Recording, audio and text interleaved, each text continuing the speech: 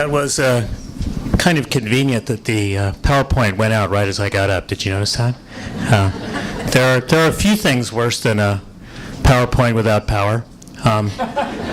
One of them is a PowerPoint without a point, which we see way too many of, I think, in the field. Let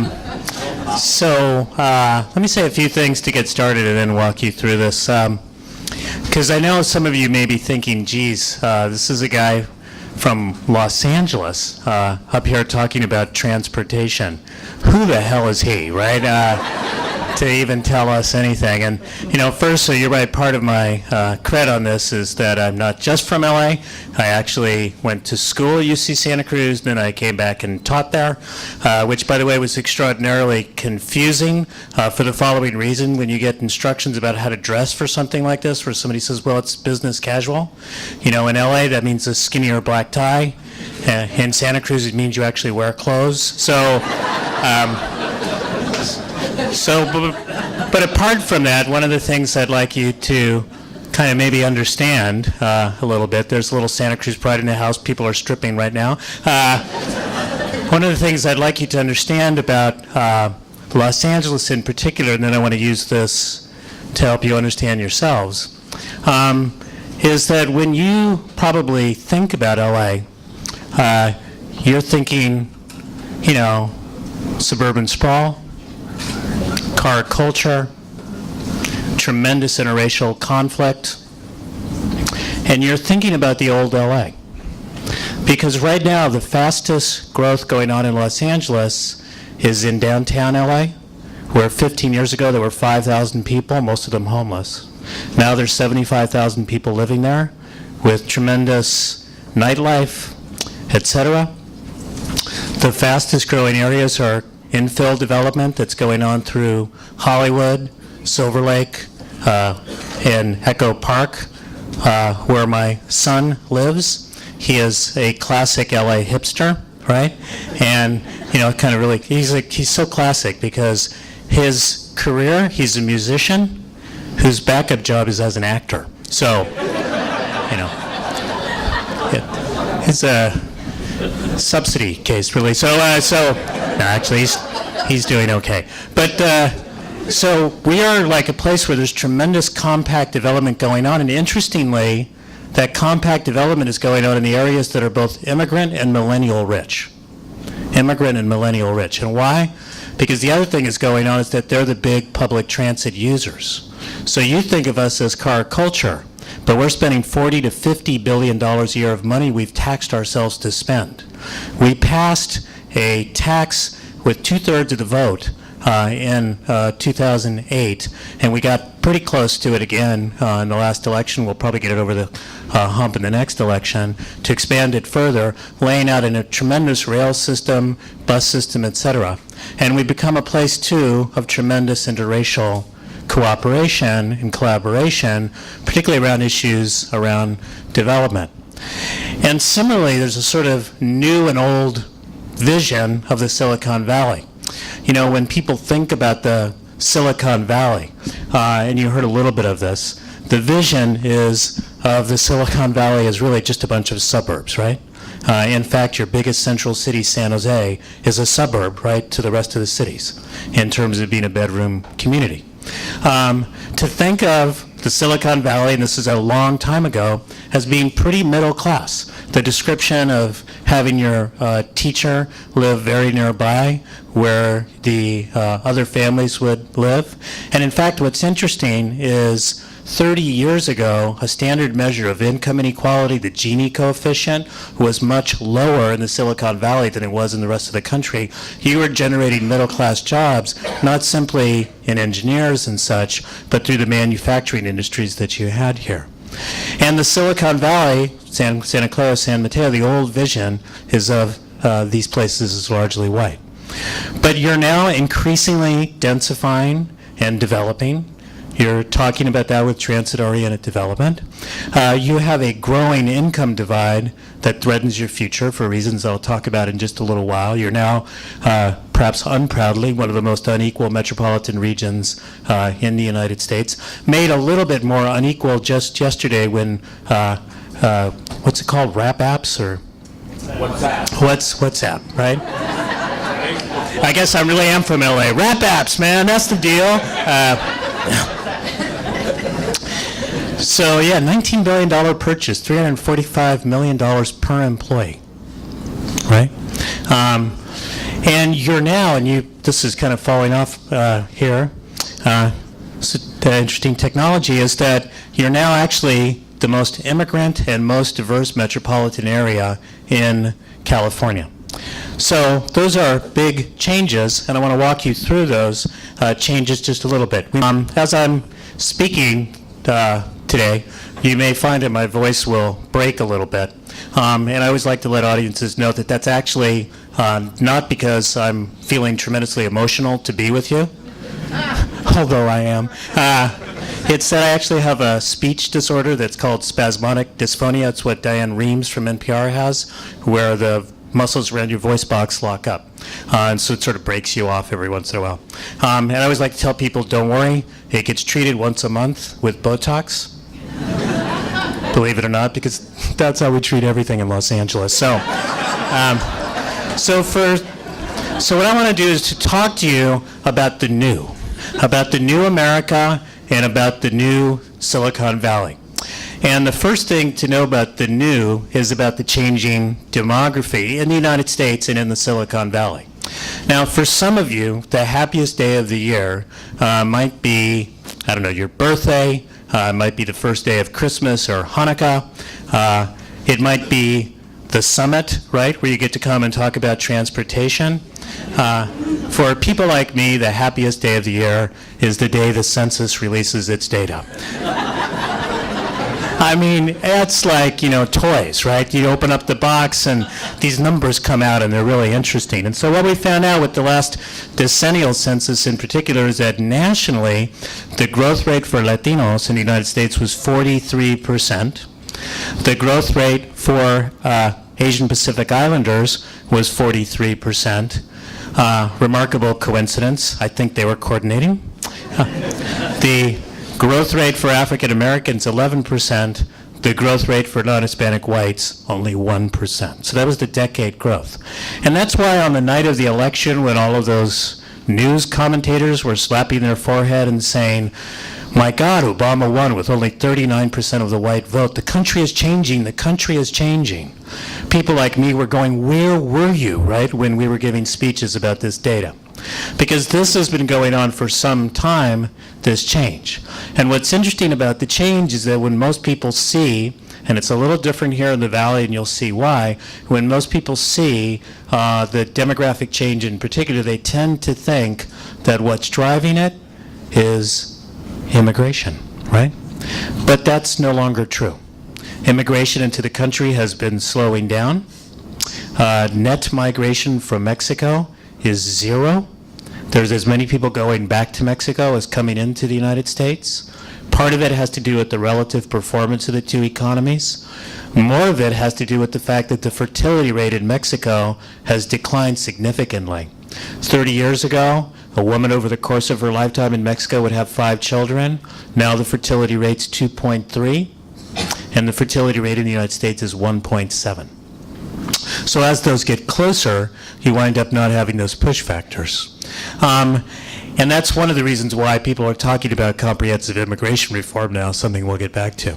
So that's what's going on in the United States as a whole. In California, and this is kind of interesting for you to pay attention to, is that in California, our growth rate of the Latino and Asian population is actually slower than it is nationally.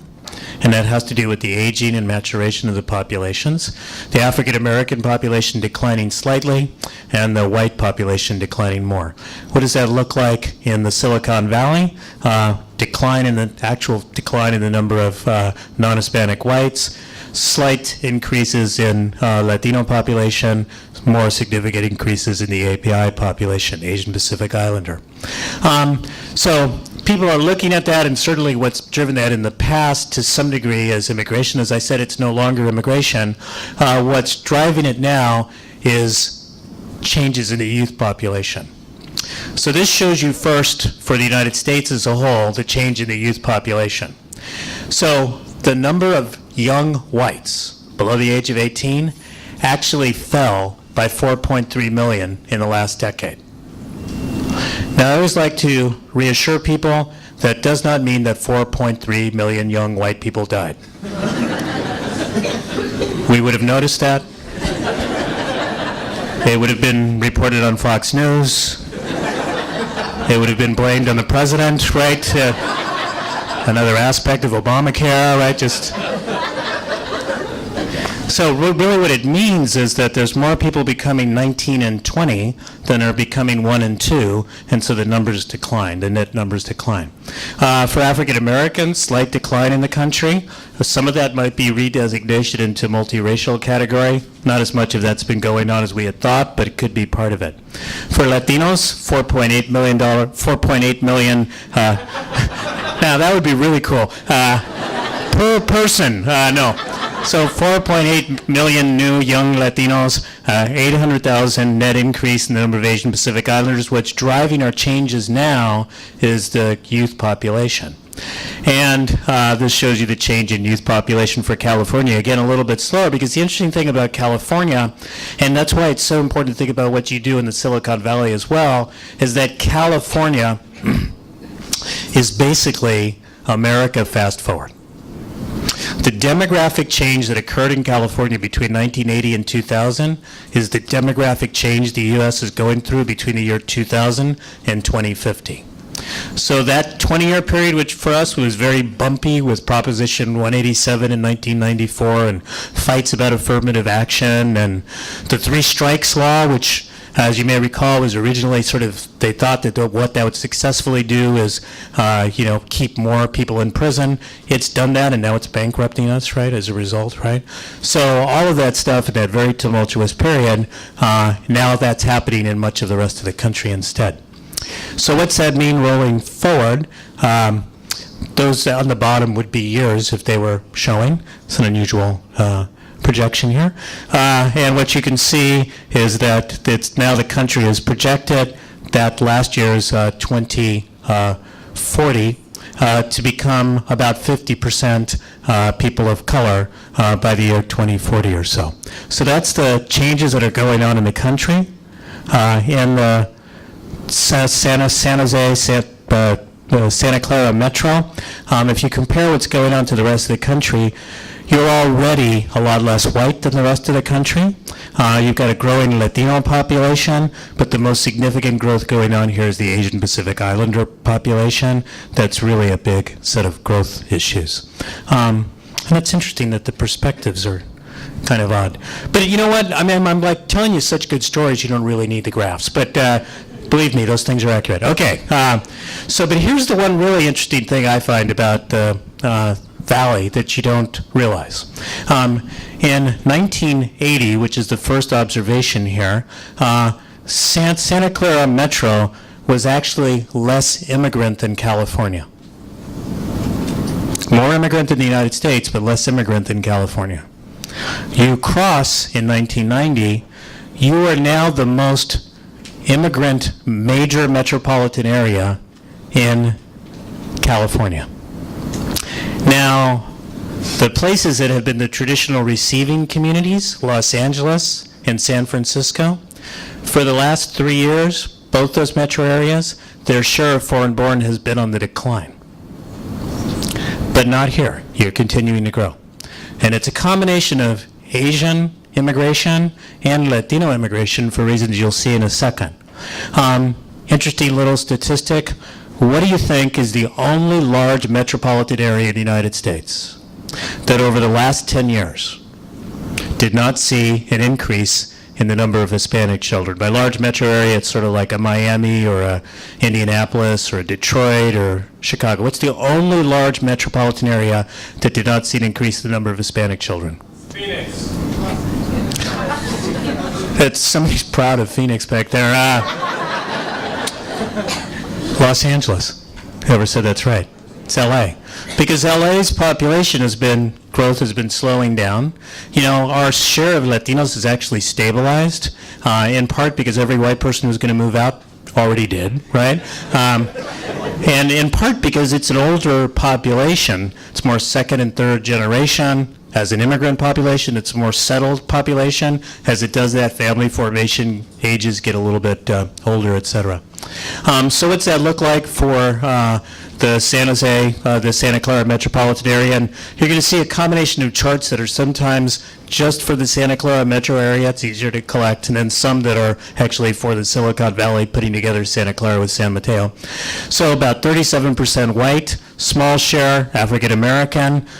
For your Latino population, more U.S. born than immigrant. For your Asian Pacific Islander population, more immigrant than U.S. born. Those will be changing as the children growth rate takes place.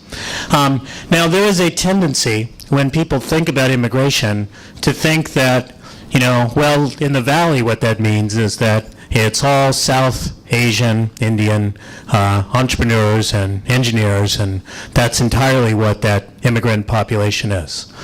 You are the home to 174,000 undocumented residents who comprise 8% of your workforce, which may shock people, but it's pretty easy to think. In any economy where you've got high-tech engineers, you have behind them an army of nannies and gardeners and food service workers. So the Silicon Valley, Austin, Texas, Boston, any place where there's high tech also attracts low-skill immigrants, many of them undocumented. Those two things go together in the economy. And 1 in 7 children in the Silicon Valley, the 2 counties, has at least one undocumented parent. And that's 1 in 6 for the state of California as a whole. And the remarkable thing about that is that, when people think about the idea of, undocumented folks, what they tend to think is a couple things. One is, those kids, they must be undocumented. In the state as a whole, it's 85%. You've got a slightly higher share of undocumented kids here, 77%. But about 85% of the kids in California who have an undocumented parent were born in the United States. They're not going anywhere, right? They're U.S. citizens. The second thing people kind of don't realize about the undocumented residents is the following. When people have an image of an undocumented person, an undocumented immigrant in California, they're generally thinking of that guy at Home Depot, and you think like he just arrived last week, right? About half of the undocumented residents in California have been in the state for longer than 10 years. They're deeply interwoven into communities. They're deeply interwoven into families and households. And it's one of the reasons why the Valley, which 10 years ago, when it thought about immigration reform, just thought about H-1B visas, it's been great to see Valley leaders stepping up for a more balanced reform that's also going to include a path to legalization and citizenship for those who are currently undocumented. The other thing about the Valley, which is kind of interesting, and it's a really good example, is that it reflects a particular geographic trend that's going on with this diversity. When people hear about the increasing diversity of the United States, when people hear about the share of immigrants, et cetera, what they tend to think, and now that you know that figure about about how LA does not have an increased number of Hispanic children, you know this is wrong, but they tend to think it's all occurring in California, and certainly it's all occurring in Los Angeles, right? That what's going on is that Los Angeles will soon be 200% minority, and that'll tip the balance for the rest of the country, right? So, and the interesting thing is it's occurring all over the country, and in particular, it's occurring in our suburbs more than it is in our central cities. That is, the central cities all over the United States are stabilizing in terms of their share of people of color. They're gentrifying with people moving back in. Think about what's happening in San Francisco, for example, or Oakland. And what's happening is that the diversity is spreading to our suburbs. So if you look at the Bay Area in 1980, the lighter areas here being the whiter areas, you can see where there were pockets of where the main concentrations of people of color were: East Palo Alto, south of Mission, Bayview, Hunters Point, up to various parts of Oakland and Richmond. This is what the Bay Area looks like now. You can see that the darker shades, more people of color, sort of everywhere. And in fact, the places that are lightening up are San Francisco and currently south of Market really quickly. You could see for the African American population, which had significant concentrations in San Francisco and in Oakland and in Richmond, real shifts. For the Latino population, major movements into the Silicon Valley. I'll do that again. East Palo Alto changed dramatically, Hayward, Richmond. And for the Asian Pacific Islander population, huge shifts, again, mostly into the suburbs, right? Now, you're like the suburbanization of people of color on steroids. But this is happening all over the country. The fastest places where both diversity is occurring and there are pockets of poverty increasing, your sort of Redwood City areas, are in our America's suburbs. And this kind of shows you that between 1990 and 2010, and I'll show you a map that's a little bit different. This shows you that just shows you that the population is becoming more diverse all over the valley. And this shows you where the pockets of poverty are that have resulted. So you can see right here in Redwood City. If the map was showing it, you would see it in sort of East San Jose, et cetera. You may be wondering about this particular pocket of poverty in Palo Alto. It's students, right? So that's a little Stanford University symbol. So it's those damn students. They make you look poor, you're not. And don't worry, they'll be rich later, we hope, right? Particularly if they went to Stanford. So the diversity is occurring all over. And the most interesting thing about these statistics, and then I'm going to turn to thinking about the transit piece in particular, is the following. But let me ask you a question. Were some of those statistics interesting to you? Okay. So none of them are as interesting as this statistic. The median age profile, half older, half younger. The median age for non-Hispanic whites in the United States is 42 years. In California, it's 45. The median age for Asians, 35. For African Americans, 32. For Indians, American Indians, Pacific Islanders, 29, 30. The median age for Latinos is 27. 42 or 45, 27, 15 years nationally, 18 years in California. It's a generation gap, right? And it explains two things. First, it explains our demographic change, because when you're 27, you're in prime family formation age. When you're 42, you think you're in prime family formation age, right? So you may be Godspeed, but so it explains our demographic change. But the second thing is that it explains our politics. Because part of what's gone on, and it happened first in California, is an older generation not seeing themselves in a younger generation and beginning to pull away on the public investments. And lest you think that that's something that's not occurring all over the United States, and it happens politically too. So what state do you think in the United States has the biggest generation gap, the whitest old, the brownest young? Arizona. That was the right answer. Somebody said Kansas. That was creative, but wrong. But Arizona is right. And think about Arizona, in which you've got a combination of heated debate around immigration, lack of investment in schools, debates around ethnic studies in schools, et cetera, heated politics. And those heated politics actually wind up translating to a lack of investment. So we've been looking at maps. This shows you the darker areas are where the racial generation gap is the biggest. And this next map, the darker areas are where the spending per child are the biggest. You may notice a sort of photo negative, right? Where the gap is the biggest, spending on children for education falls. Now, some of you may be looking at this map and saying, particularly if you went to graduate school and you're feeling kind of proud of yourself, oh, well, maybe that's just a visual correlation. The results hold up in a time series cross-section, fixed effects regression, in which we control for all the other variables that explain spending. And the generation gap is still a statistically significant variable. And by the way, if you didn't understand that, all that really means is I'm right. So all of this is occurring in the context of tremendous inequality in the United States. So we've got this big demographic change occurring. We've got a new population that's coming up, particularly critical to the United States, but particularly critical to California. And at the same time, we've had a huge shift in our income distribution.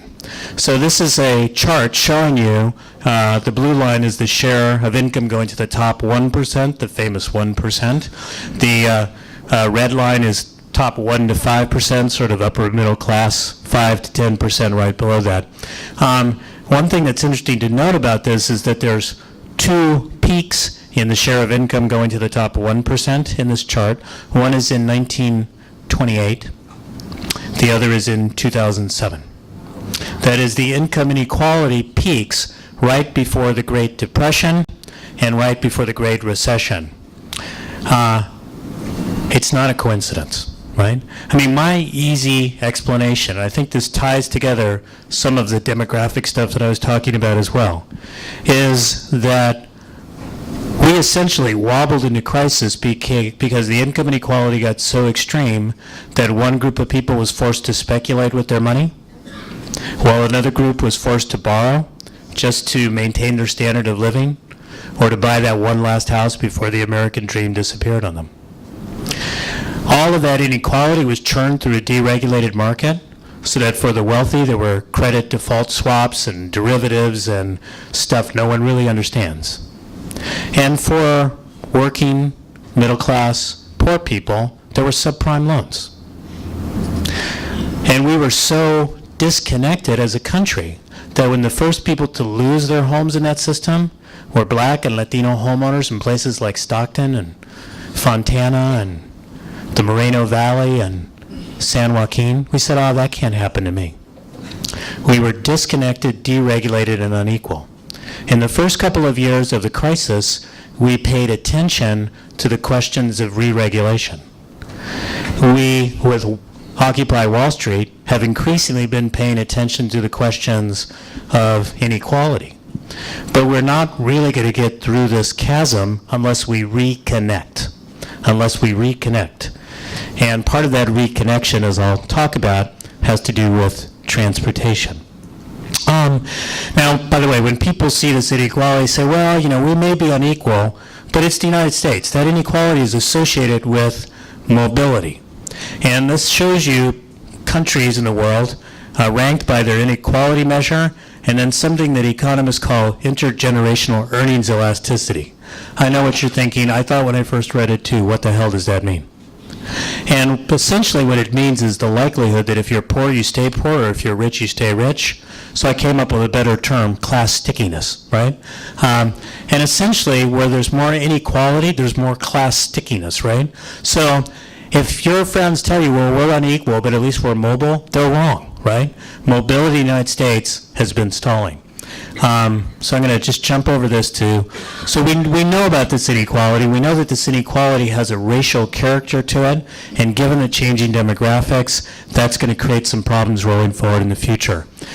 What is new, and what you should be paying attention to, and then thinking through what it means for the work that you're doing in transit, is the following.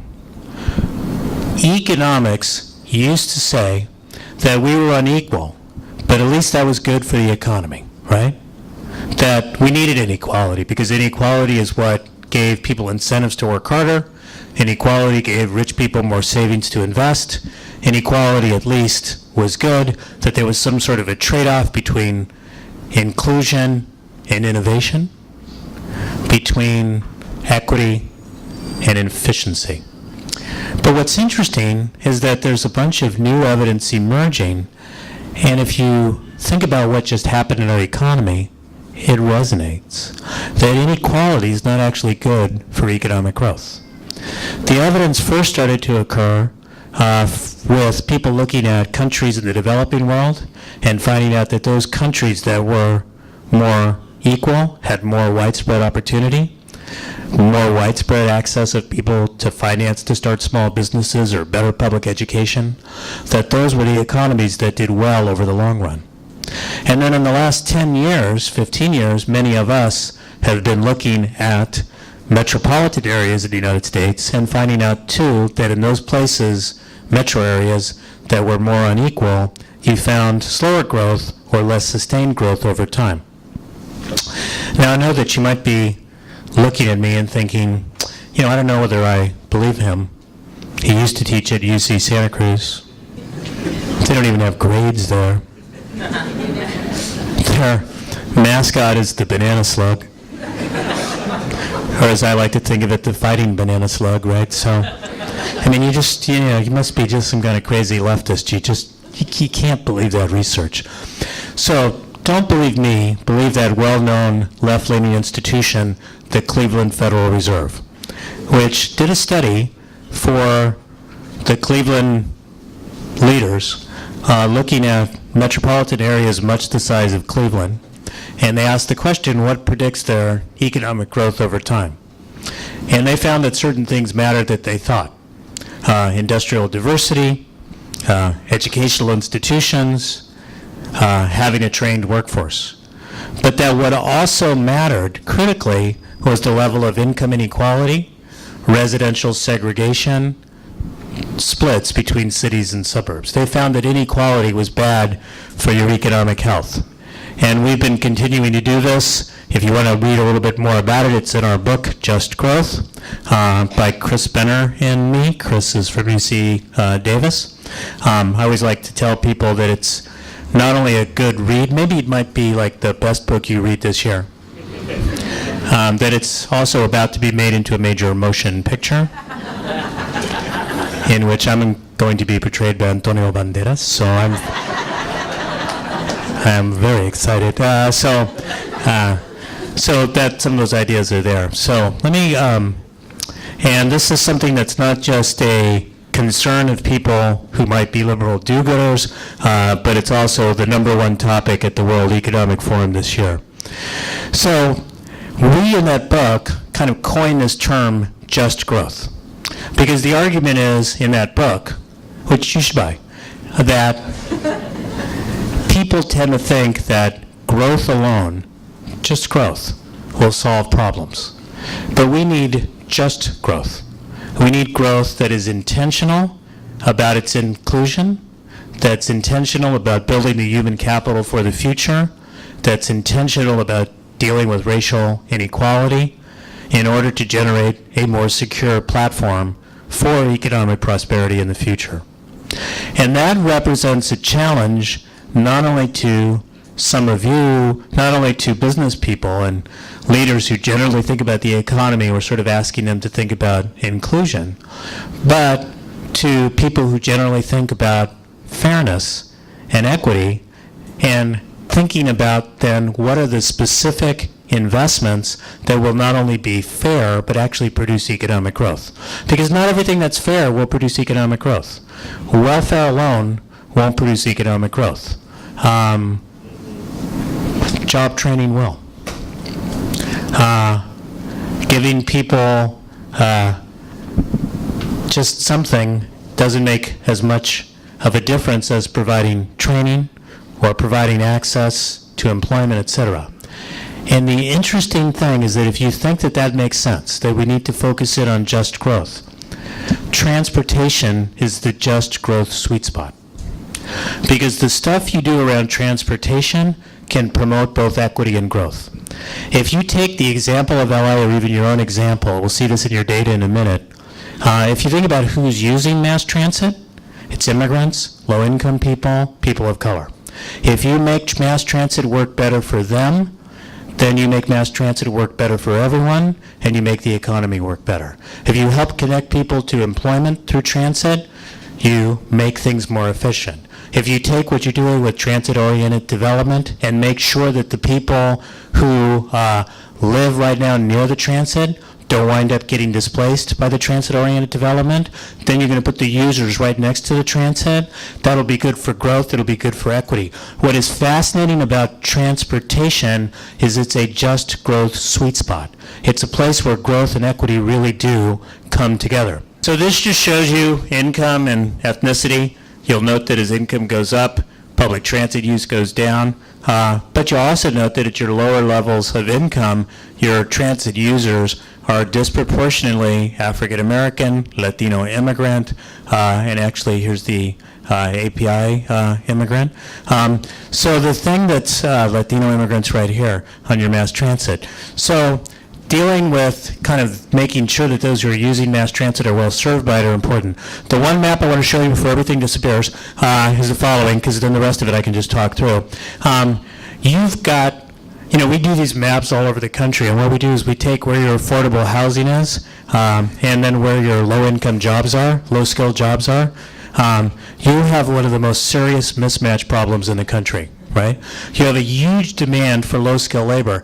And again, it's so incorrect to think that because you're a high-tech economy, you don't have a demand for low-skill labor.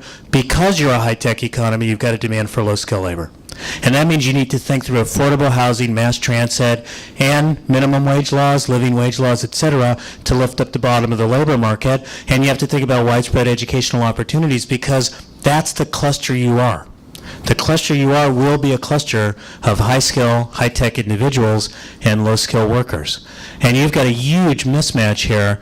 These are your affordable rental units. I think there's one over here in East Palo Alto. And then your low-wage jobs. Your low-wage jobs are all over, but there's huge mismatch and a real gap in terms of affordable housing.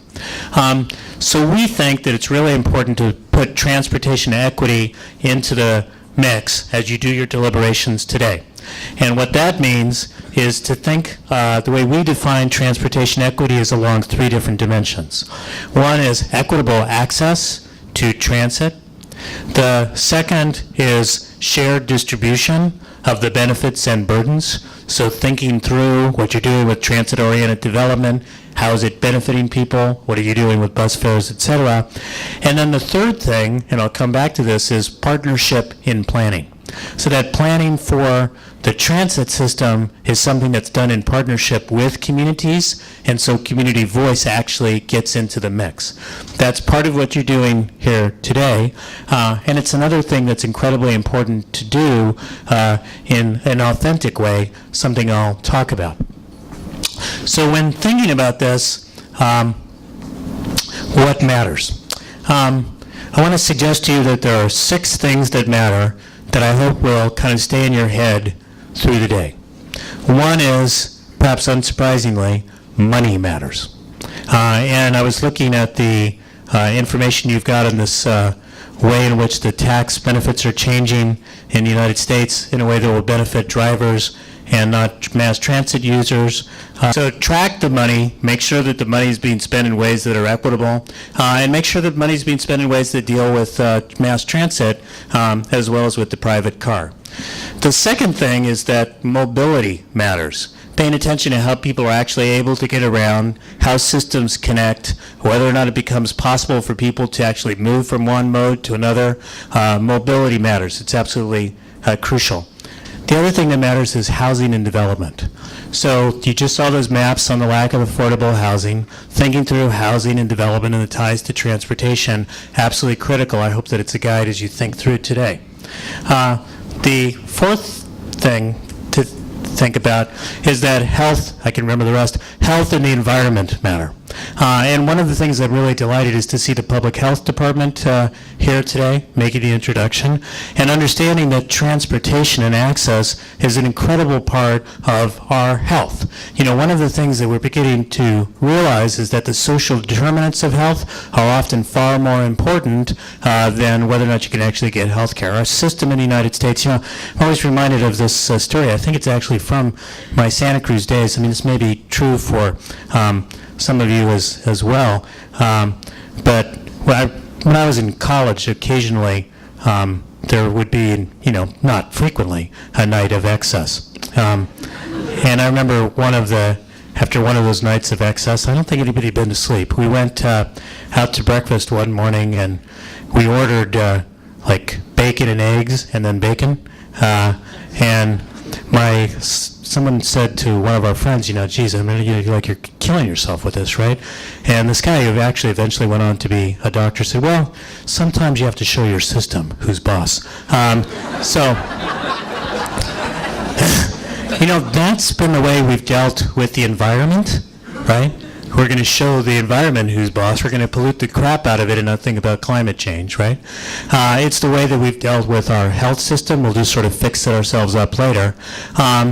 But we need to harmonize with the environment to protect it, and we need to change the physical environment in which people live to be able to promote their health. People, when they grow up and don't have access to parks or fresh food, etc., it has an impact on their health. And transit is an important part of the environment and an important part of health. The fifth thing is that jobs matter. And one of the things that I think infrequently gets thought through is what are the jobs that are going to be created by transit-oriented development, and what are the jobs that are created by the purchase of rail cars? How do we generate that employment in a way that actually helps us deal with low-income communities that are able to get into this work? So in Los Angeles, for example, we've developed a construction careers academy that is bringing in young African-American and Latino kids through an academy to get ready to participate in the major rollout of the rail system that's going on right now. And as a result, they're going to be able to get career jobs over time in multiple industries.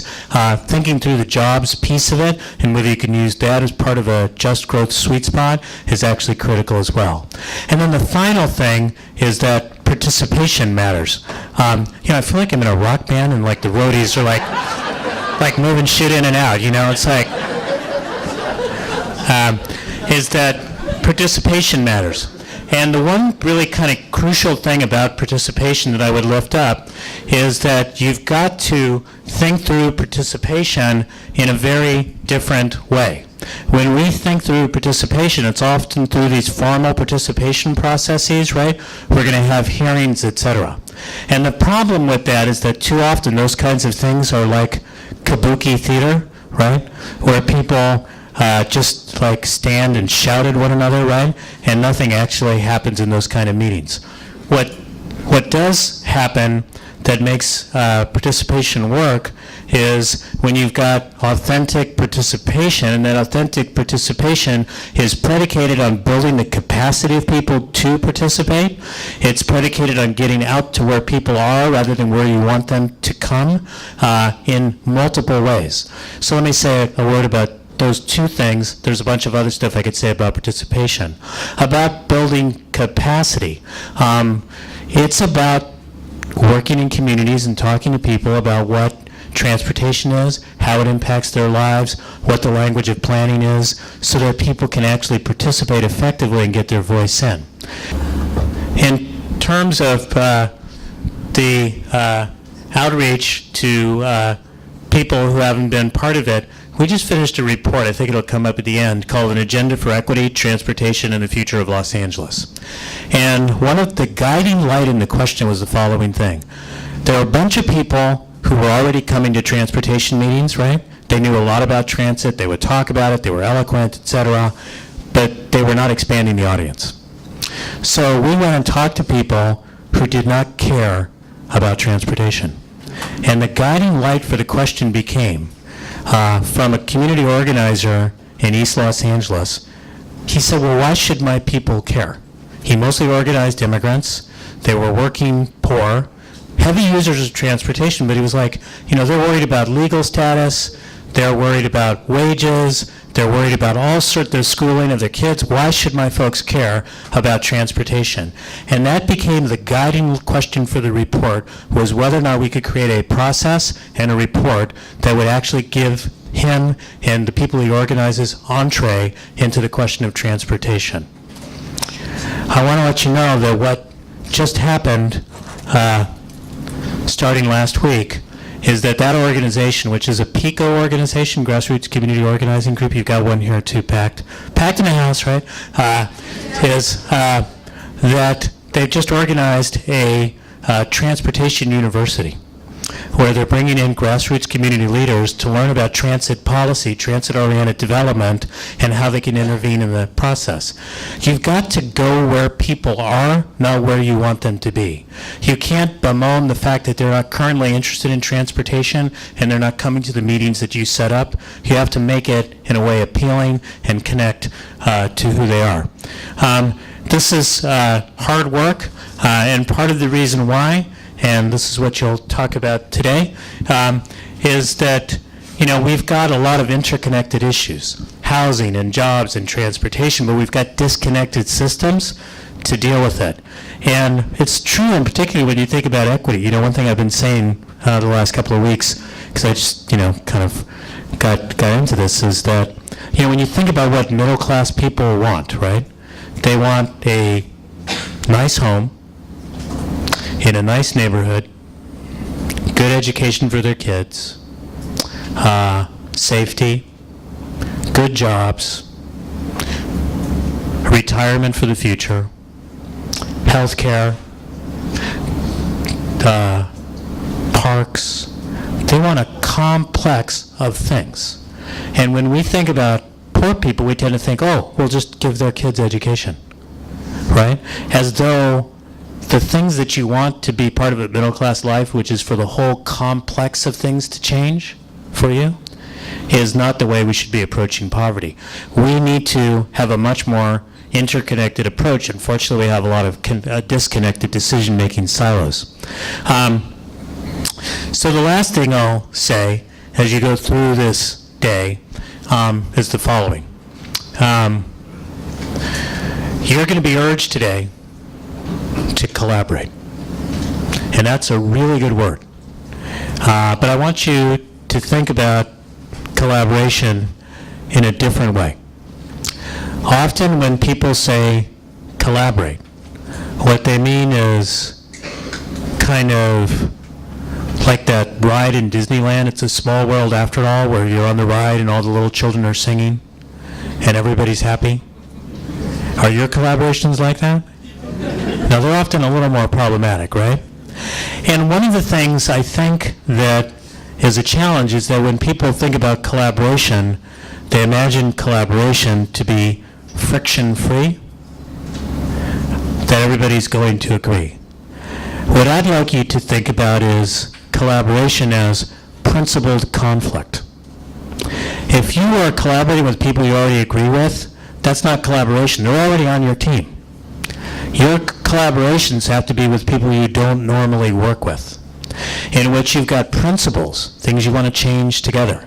And you've got principles about how you will conflict, that you will conflict with integrity and honesty and respecting the good intentions of other people, even as you work toward and work through difficult issues. 2 stories to illustrate that, one micro, one macro, and that'll be the close.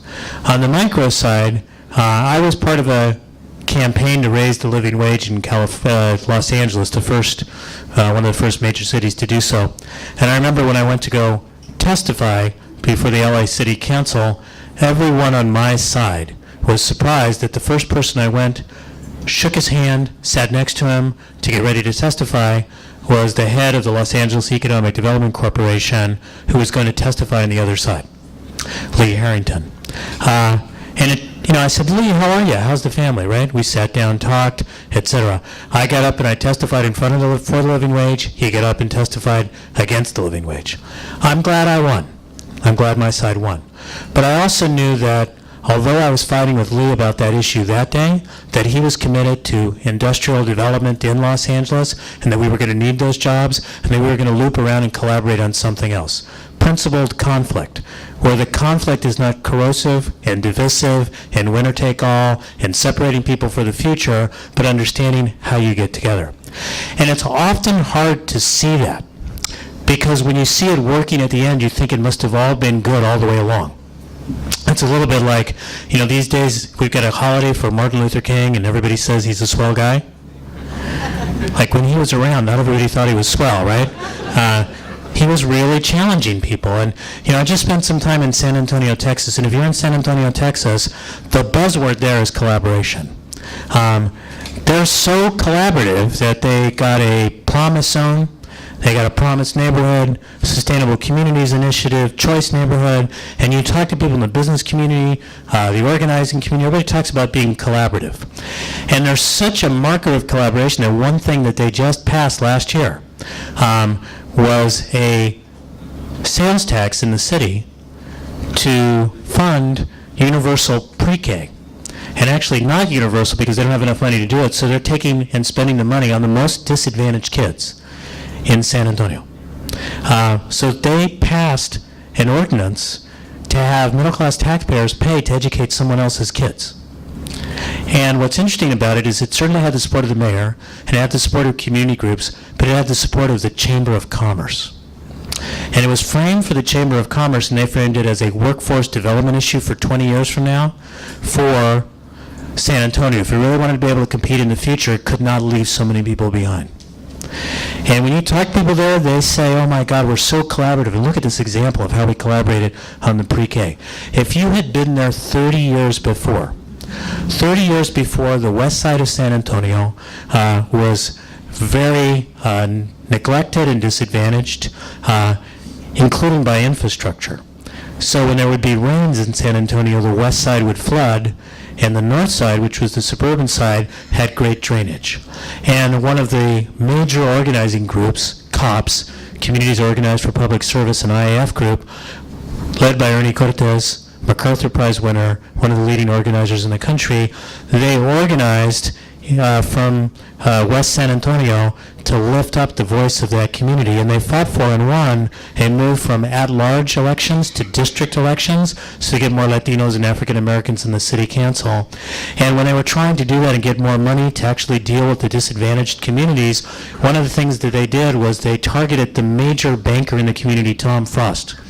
And they went to his bank and they sent in a bunch of organizers, and the organizers all went in and they changed dollars for pennies, and then they went back out and came back in and changed pennies for dollars, and they went back in and changed the dollars for pennies again.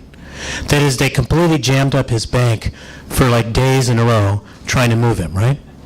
And, you know, it was really interesting because Tom Frost, this major banker, wound up freaking out, and he bought the Saul Alinsky book, Rules for Radicals, and he gave it to the entire Chamber of Commerce, saying, this is what we're up against, right?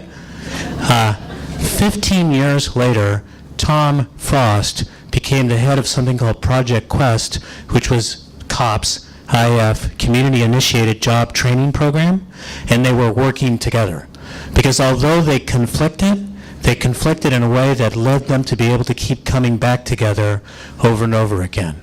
So what I plead with you today is to have integrity, to stick with your positions, to argue with one another, knowing that this will be the principal conflict that will bring you to a higher level of collaboration, one that does not take the difficult issues of equity and inequality and put them to one side saying we'll deal with that later, one that does not say the Achilles heel of the Silicon Valley is its inequality, but we just can't do anything about that, one that does not say that critical to the future of the Silicon Valley is an immigration reform which actually brings undocumented out of the shadows. Bring up the hard stuff with one another, bring it up with integrity, bring it up with honesty, bring it up with love, and you will make progress today. Thank you.